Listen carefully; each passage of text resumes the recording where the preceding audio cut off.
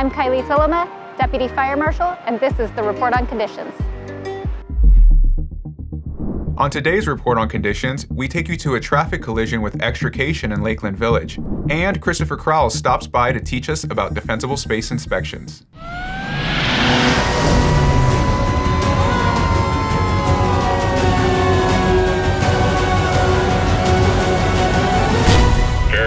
Engine 1 with Report on Conditions.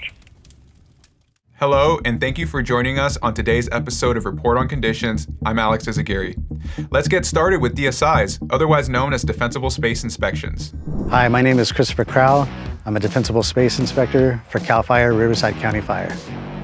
As a Defensible Space Inspector, we conduct LA 100A inspections to make sure that homes are in compliance within Public Resource Code 4291 to have 100 feet of defensible space.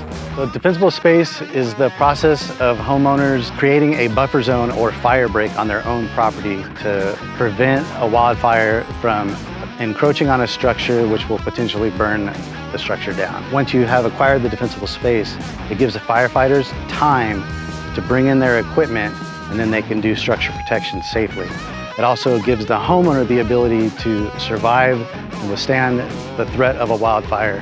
And if they need to evacuate, it gives them the time to be able to get what they need to get and move out of the firefighter's way so they can do their job safely. Public Resource Code 4291 requires all homeowners to create 100 feet of defensible space front to back, side to side, or to the property line.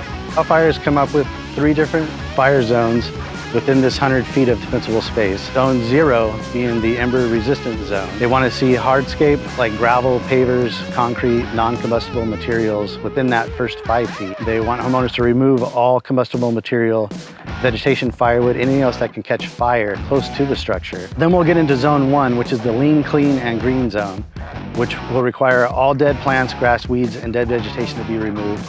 Remove all dead, dying leaves, pine needles from your yard, roof, your rain gutters. Remove branches that overhang close to the roofs. Trim the trees regularly to keep the branches a minimum from 10 feet from other trees. Create a separation between trees, shrubs, and items that could catch fire, such as patio furniture, wood piles, swing sets, etc.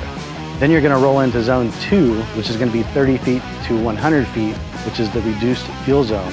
You're gonna wanna cut and mow your annual grasses down to a 4-inch max height. Create horizontal spacing between shrubs and trees. You're going to create vertical spacing between grass, shrubs, and trees.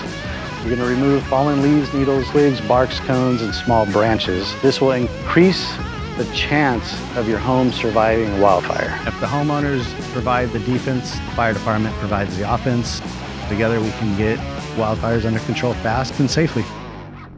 Last week, from October 14th through October 20th, the department responded to a total of 3,782 calls for service. This included 2,813 medical emergencies and 120 fire-related calls. Let's look at a few of these incidents. During the afternoon hours of Friday, October 18th, dispatchers received reports of a vegetation fire near the intersection of Mission Boulevard and Crestmore Road in Jurupa Valley. The first arriving engine company officer reported 1 acre burning at a moderate rate of spread. The incident commander requested additional resources, stopping the forward rate of spread in about 3 hours.